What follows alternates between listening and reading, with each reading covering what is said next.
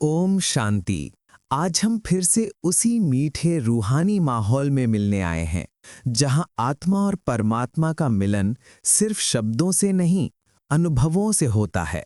आज का अनुभव, आज की समझ, आज की गहराई, सब कुछ वही है जो हम रोज रोज सुनते हैं, लेकिन हर बार ये ज्ञान एक नई महक लेकर सामने आता है।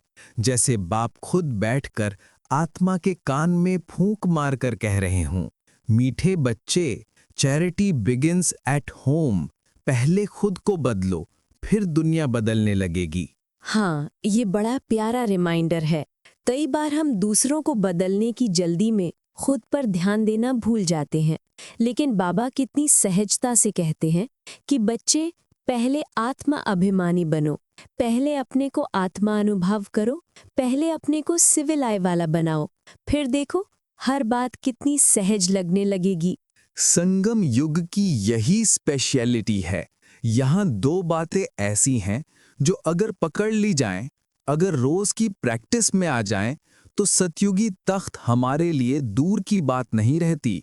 एक, दुख सुख में समान रहना, निंदा स्तुति में अडोल रहना, और दूसरा, आंखों को सिविल बनाना, क्रिमिनल आय को खत्म करना।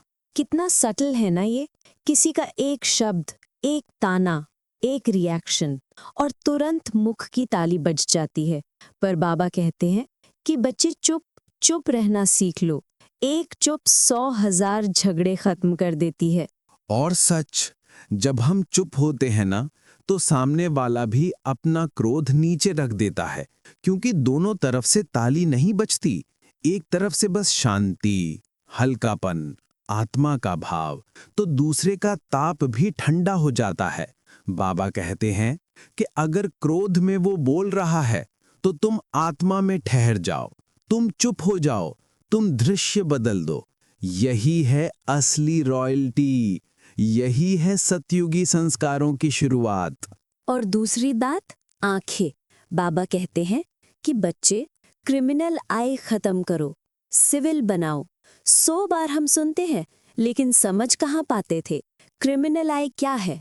जब आंखें देह को देखती हैं। सिविल आई क्या है? जब आंखें आत्मा को देखती हैं। जब हम सामने वाले को भाई आत्मा मानकर देखते हैं, तो व्यवहार अपने आप बदल जाता है, बोली बदल जाती है, विचार बदल जाते हैं, और आंखें भी बदल जाती हैं। बाप कहते हैं कि तुम भाई भाई हो, आत्मा पढ़ती है, शरीर कुछ नहीं पढ़ता, आत्मा सुनती है, शरीर नहीं सुनता। ये कितना सटल, कितना गहरा, कितना पावरफुल पॉइंट है। और बाबा कितना प्यार से कहते हैं कि मैं भी आत्माओं को देखता हूँ, तुम भी आत्माओं को देखो। तभी ज्ञान में जौहर आएगा, तभी ज्ञान तलवार पावरफुल बनेगी। कभी कभी लगता है कि इतना सब कैसे करेंगे, तो बाबा कहते हैं कि चैरिटी बिगिंस एट होम। मतलब पहले अपने साथ मेहनत करो, पहले अपने को आत्मा समझना सीखो, फिर ये आदत बन जाएगी। और बाबा हमेशा ये भी याद दिलाते हैं, this is the last birth. यह अंतकाल है, यह अंतमति सुगति का समय है, और अब जो भी डायरेक्शन मिलता है वो बेहद जरूरी है। दिखता है ना, बहुत बच्चे कहते हैं, बाबा कभी कभी खुशी बहुत होती है, कभी कम हो जाती है।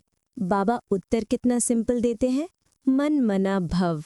अपने को आत्मा समझो, बाप को याद करो, खुशी वापस आ जाएगी। और जब हम ये करते हैं ना, तो क्रिमिनल आई धीरे धीरे बंद होने लगती है, देही अभिमान हटने लगता है, यहाँ तक कि चेहरे की वाइब्रेशन, बोल की स्वीटनेस सब बदल जाती है। बाबा रोज नई नई पॉइंट्स देते हैं, पर मैसेज वही है कि बच्चे आत्म अभिमानी बन जाओ, तभी ऊंच पद मिलेगा। क्योंकि देवता बनना है ना, इसी जन्म में तैयारी करनी है। और बाबा कितनी गहराई से समझाते हैं, ये जो सर्विस के सेंटर्स खोलते हो, ये सब कल्प पहले भी हुआ था। हर आत्मा वही पुरुषार्थ करती है जो उसने पहले कल्प किया था। कोई राजा बनता है, कोई प्रजा, लेकिन एफर्ट नंबर वार है। और एफर्ट में सबसे बड़ा रोल दृष्टि का है। दृष्टि सही तो सब सही। दृष्टि आत्मा पर तो सेवा पावरफुल, दृष्टि देह पर तो गिरावट निश्चित। इसलिए बाबा कहते हैं, बच्चे तीसरे नेत्र से देखो, भ्रिकुटी में आत्मा देखो, यही हाईएस्ट प्रैक्टिस है। और जब तीसरा नेत्र खुलता है ना, तो फिर ये दुनिया बिल्कुल अलग लगती है। लोग वही होते हैं, पर दृष्टि बदल जाती है। ये कितना सुंदर है। कहते हैं नॉलेज इतनी वंडरफुल है कि साइंस वाले भी समझ न पाएं कि इतनी छोटी आत्मा और उसमें अविनाशी पार्ट। ये है रहस्य, ये है चमत्कार, और ये ज्ञान सिर्फ संगम युग पर मिलता है। और बाबा कितना ऊंचा पद देते हैं। कहते हैं कि तुम्हारी पूजा भी होगी, तुम्हारा शरीर भी पूजा जाएगा। मेरी तो सिर्फ आत्मा की पूजा होती है, तुम डबल पूज्य हो। कितना प्यार, कितनी ऊंचाई, कितनी रॉयल फीलिंग बाबा बच्चों को देते हैं। जैसे बच्चों को गोद में उठा लेते हो या माथे पर रख देते हो। उतना प्यार, उतना मान। और फिर रोज की मुरली जैसा ही बाप दादा बच्चों को याद, प्यार, गुड मॉर्निंग, नमस्ते देते हैं। अब हम इसको अनुभव का रूप देते हैं।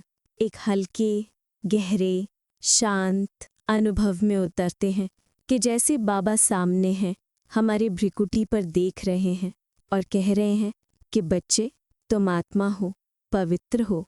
मैं तुम्हारा बाप, तुम्हारा टीचर, तुम्हारा सद्गुरु हूँ। तुम्हें सतयुगी तख्त का मालिक बनाने आया हूँ। उस पल में ना, जब हम बाबा की आंखों में देखते हैं, तो जैसे सब कुछ बस रुक जाता है, जैसे दुनिया ठहर जाती है, शरीर का बोझ उतर जाता है और सिर्फ एक हल्की सी रोशनी, एक शांति, एक बिलोंगिंगनेस अंदर बैठ जाती है। ये वही अनुभव है जिसे सिर्फ आत्मा ही महसूस कर सकती है। बाबा का ये प्यार, ये वाइब्रेशन, ये शक्तिशाली दृष्टि, ये कोई साधारण चीज़ नहीं है।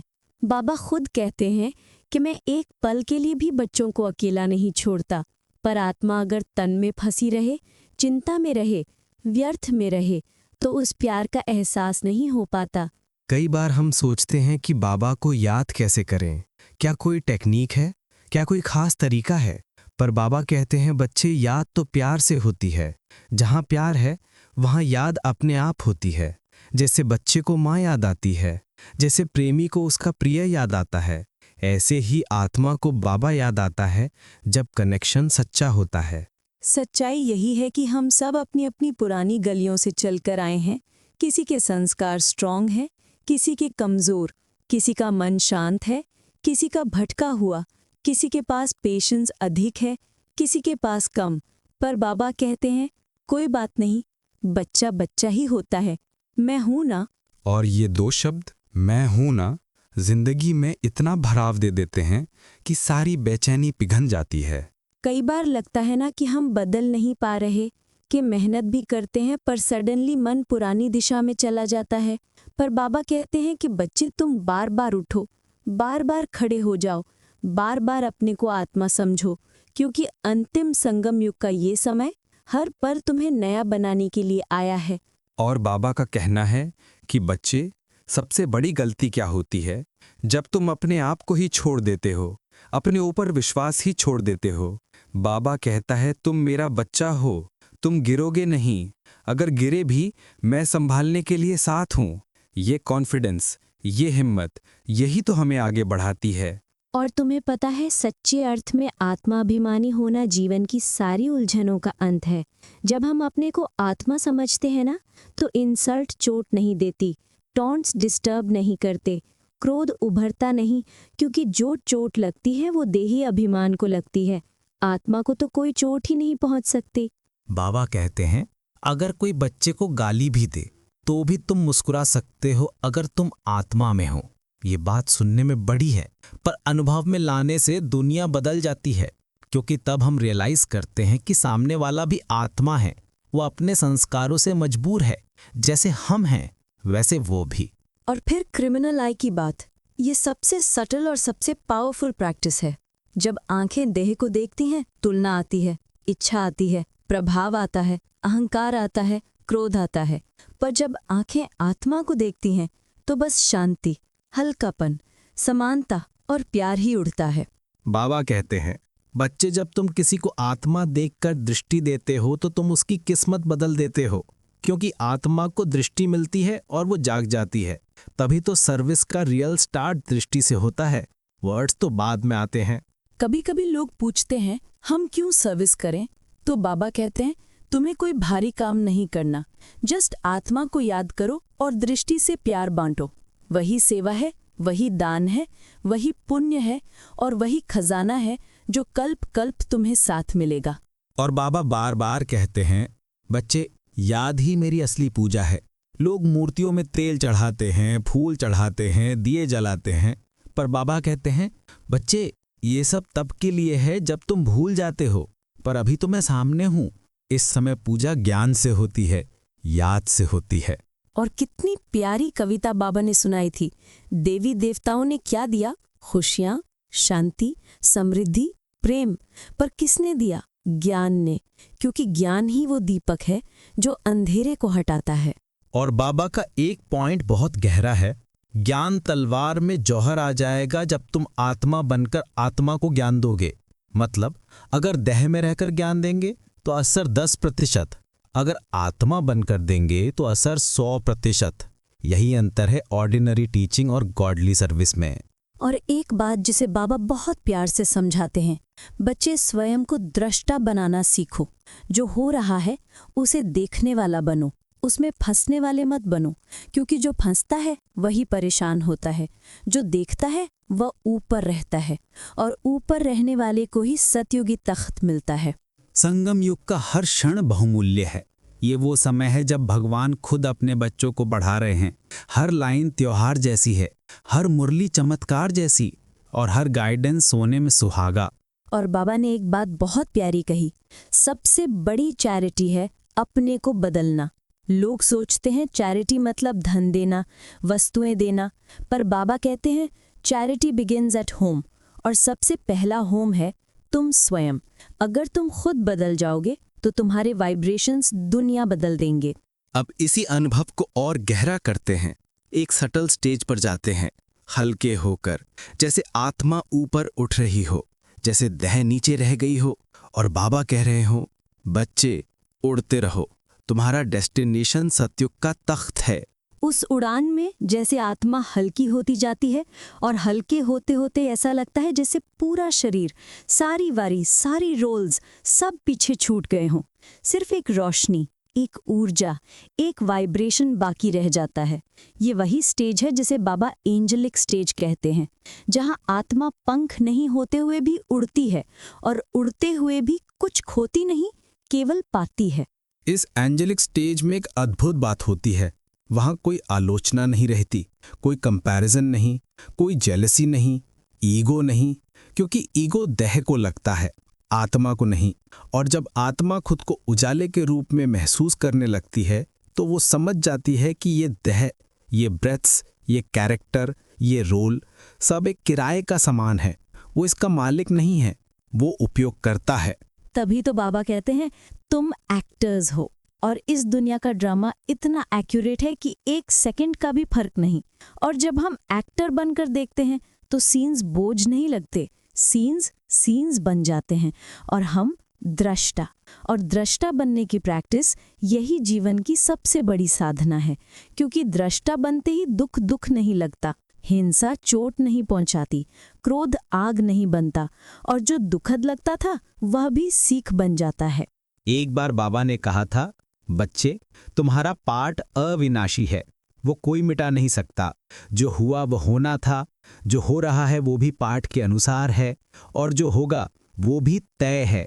ये सुनकर आत्मा को कितना सुकून मिलता है, जैसे कोई कह दे कि डर मत, रास्ता बिल्कुल साफ है। इसलिए बाबा बार बार कहते हैं, मन मना भव, अपने माइंड को मुझ में लगाओ, अपने इंटेलेक्ट को भी मुझ में लगाओ, क्योंकि माइंड और इंटेलेक्ट ही वो 2 घोड़े हैं जो आत्मा की गाड़ी खींचते हैं। अगर कोई एक भी भटक गया तो गाड़ी रास्ते से उतर जाती है। और जब माइंड भगवान में लग जाता है तो वह शांति बन जाता है, इंटेलेक्ट भगवान में लग जाता है तो वह डिसीजन मेकर शक्तिशाली हो जाता है। तभी तो बाबा कहते हैं 3 चीजें सेफ कर लो, मन, बुद्धि और संस्कार, क्योंकि अगर ये तीनों ठीक हैं तो जीवन सही चलता है। और कौन ठीक करता है? याद, सिर्फ याद, क्योंकि याद ही वो आग है जो आत्मा के मैल को साफ करती है। याद वो रोशनी है जो अंधेरे को काटती है। याद वो मेडिसिन है जो दर्द को मिटाती है। कई बच्चे पूछते हैं, बाबा याद नहीं रहती, तो बाबा कहते हैं ये इस बात का प्रमाण है कि तुम देह में हो, बस इतना। और बाबा समाधान भी देते हैं, अपने को आत्मा समझो, मुझे बाप समझो, याद अपने आप हो जाएगी।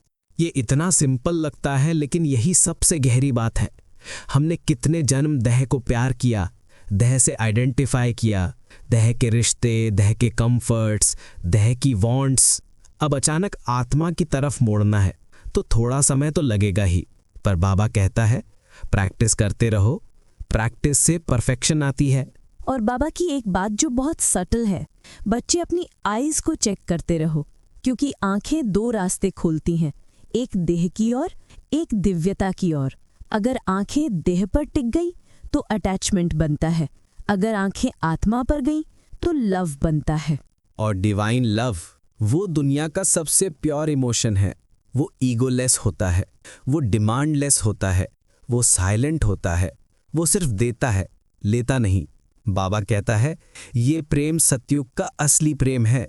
और फिर बाबा कहते हैं, बच्चों की सेवा करना मेरा काम है, तुम्हारा काम है बस अपने को बदलना। ये लाइन कितना भार उतार देती है, क्योंकि दुनिया में हर आत्मा सोई हुई है और बाबा हर आत्मा को धीरे धीरे जगा रहे हैं। हमारा काम बस इतना है कि हम जगने के लिए तैयार रहें। और ये जागना, ये अवेकनिंग सच में एक प्रकार की रीबर्थ है, जैसे नया जन्म, नई आंखें, नया दिमाग, नया सोचने का तरीका, नया जीवन, नया लक्ष्य और नया भाव। मैं आत्मा हूँ और मेरा बाप शिव है। जब ये डीप रियलाइजेशन बैठ जाती है तो क्राइंग स्टॉप्स, कंप्लेंट्स खत्म, क्वेश्चंस फेड अवे और लाइफ सिंपल हो जाती है, क्योंकि अब आत्मा ने अपना असली घर पहचान लिया। शांति धाम, वो गोल्डन रेड प्रकाश, वो इनफाइनाइट साइलेंस, जहां से ये खेल शुरू हुआ था। और बाबा कहते हैं, बच्चे तुम मेरे साथ घर चलो, तुम्हारा घर वहीं है। ये लाइन इतनी पावरफुल है कि एक सेकंड में सारे बॉन्डेज कट जाते हैं। अब हम एक और सटल एक्सपीरियंस में उतरते हैं, एक ऐसा एक्सपीरियंस जिसमें हम महसूस करें कि जैसे आत्मा प्रकाश बनकर ऊपर उठ रही है, वाइब्रेशंस हल्के हो रहे हैं और बाबा की शक्ति हमें चारों तरफ से घेर रही है। बस अपने को छोड़ दो, बहने दो, हल्का होने दो। तुम उड़ रहे हो बच्चे, तुम ऊपर जा रहे हो, तुम रोशनी के बच्चे हो। तुम्हारे चारों तरफ बाबा का पवित्र प्रकाश है। जहां हम थे उसी प्रकाश के बीच जैसे एक डिवाइन कॉरिडोर खुलता है, लाल स्वर्णिम हल्का सा चमकता हुआ, और उस कॉरिडोर के अंत में एक अत्यंत शांत, अत्यंत स्नेही, एक अनोखी शक्ति खड़ी है। वो कुछ कहती नहीं, लेकिन उसकी उपस्थिति ही मैसेज दे देती है, बच्चे तुम मेरे हो और मैं तुम्हारा हूँ। ये मोमेंट, ये रिकॉग्निशन, ये बिलोंगिंगनेस, यही वो अनुभव है जिसे याद की यात्रा कहते हैं। इससे शक्तियाँ मिलती हैं, इससे क्लैरिटी मिलती है, इससे आत्मा की थकान मिटती है और आत्मा फिर से जिंदा महसूस करती है। और बाबा की उपस्थिति में एक सटल ट्रांसफॉर्मेशन शुरू हो जाता है, जैसे कोई भीतर से हमें साफ कर रहा हो, जैसे किसी ने आत्मा की धूल झाड़ दी हो। एक नया लाइटनेस, एक नया फ्रेशनेस, एक नया बिगिनिंग महसूस होता है। बाबा धीरे से कहता है, बच्चे तुम थक तो नहीं गए? क्या तुम्हें दर्द हुआ? क्या तुम परेशान हुए? और आत्मा बिना कहे सब कुछ कह देती है। वो रास्ते की ठोकरें, वो पुराने संस्कार, वो मन का खिंचना, वो देह का प्रभाव, सब एक ही नज़र में बाबा समझ लेते हैं।